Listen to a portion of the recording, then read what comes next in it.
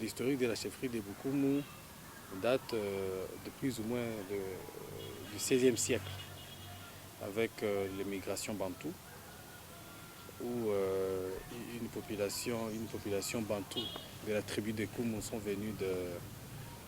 qui sont venus de l'Ouganda, mais dont l'itinéraire les a amenés jusqu'à sous le pied du volcan Nyiragongo.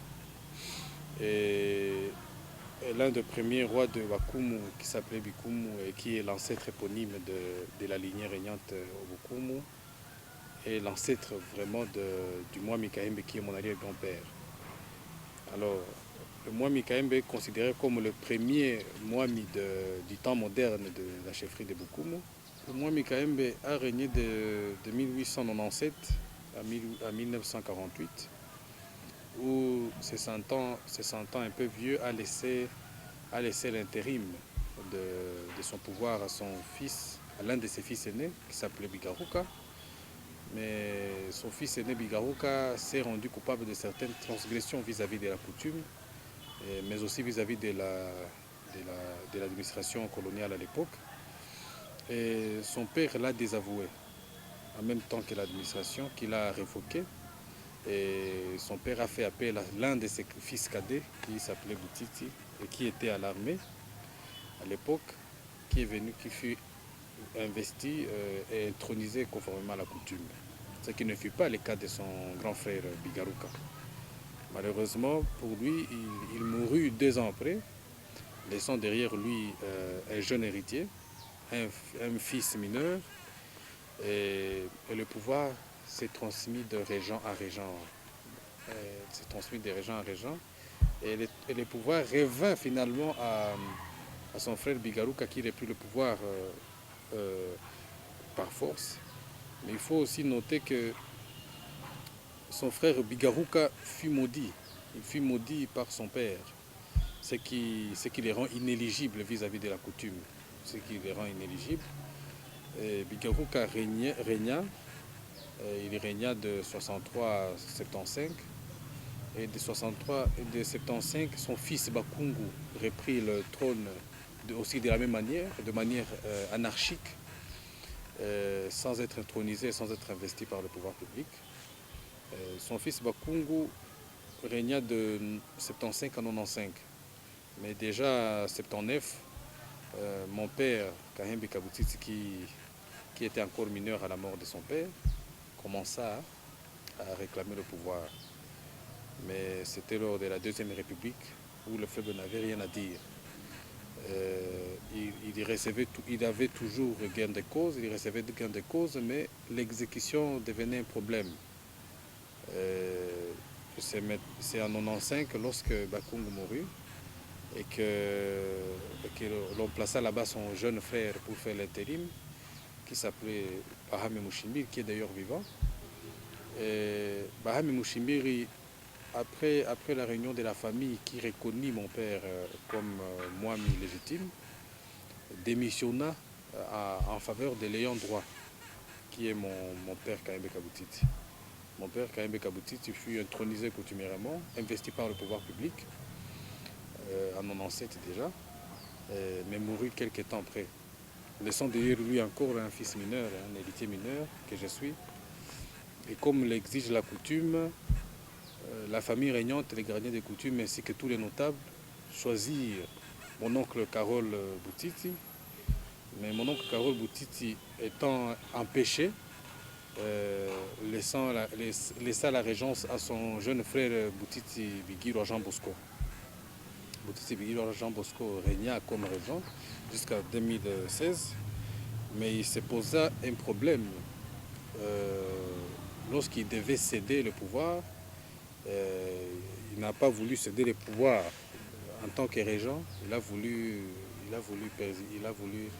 régner en tant que Mwami. C'est ainsi que l'ancien gouverneur Julien Paluku Kaongia le suspendit. Et c'est là que la famille désignant réitéra son soutien pour mon compte en tant que Mwami légitime de la chefferie de Bokoum. Je ne crois pas que j'aurai des recommandations à faire au chef qui est le garant de la nation.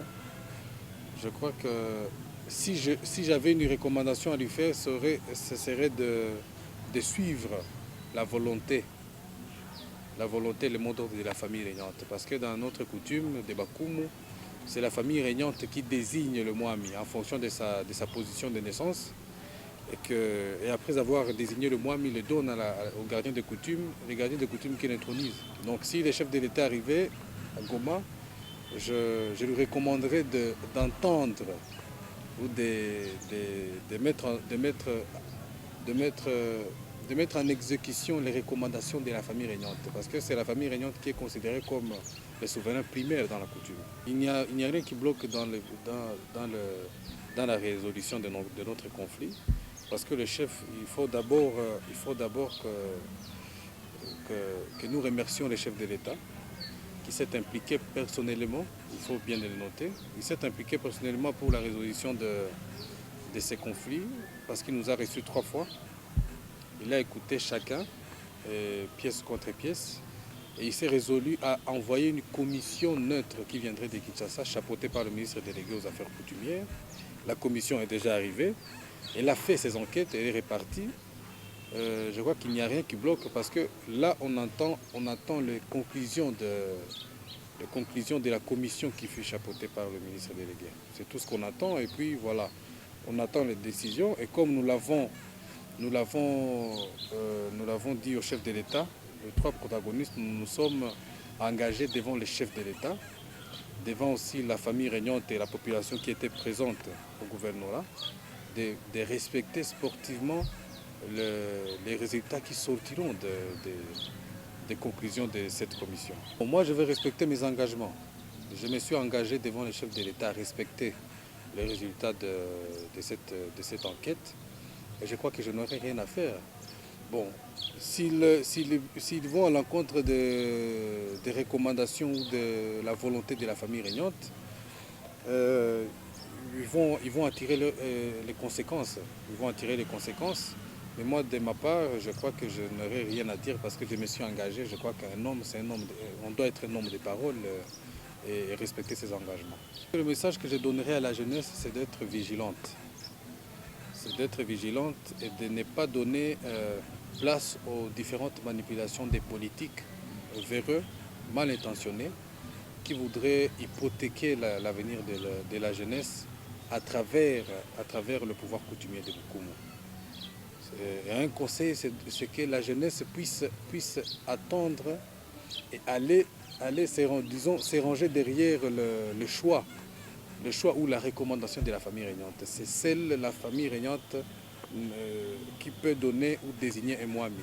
Et après la désignation de Mwami, toute la chefferie, toute la jeunesse, bien entendu, se range derrière le Mwami désigné par la famille régnante. Mais céder à la manipulation ou aux manipulations ne serait pas bénéfique à la jeunesse. Je ne crois pas que c'est là, avec tout ce que nous avons subi de nos ancêtres à nos jours, rien ne bénéficie à la jeunesse. La jeunesse n'a besoin que de la paix, de la stabilité, et qu'on puisse leur donner un Mwami compétent, légitime, légal, qui puisse présider à l'avenir ou aux destinées de la chefferie. Bon, je crois que la chefferie de Bukumu est dépourvue de son Mwami depuis, disons, 1997, parce que mon oncle n'était pas Mwami, il était Chamwami. Et une population sans Mwami, c'est comme des enfants sans père et sans repère. Donc il est normal qu'à l'absence de la tête, l'insécurité puisse s'installer, l'inquiétude, l'incertitude surtout, et que cette incertitude engendre l'insécurité. Je suis d'accord avec eux, bien qu'ils voudraient un peu manipuler, chacun montrer que non, voilà, l'insécurité est due à l'absence de tel ou tel. Non, l'insécurité est due à l'absence de la légitimité au niveau de la chefferie de Bukumu. Donc, je crois qu'ils ont raison. Ils ont raison. Une fois le Mwami légitime, reconnu, désigné par la famille régnante installée, je crois que tout sera remis dans l'ordre. Merci beaucoup.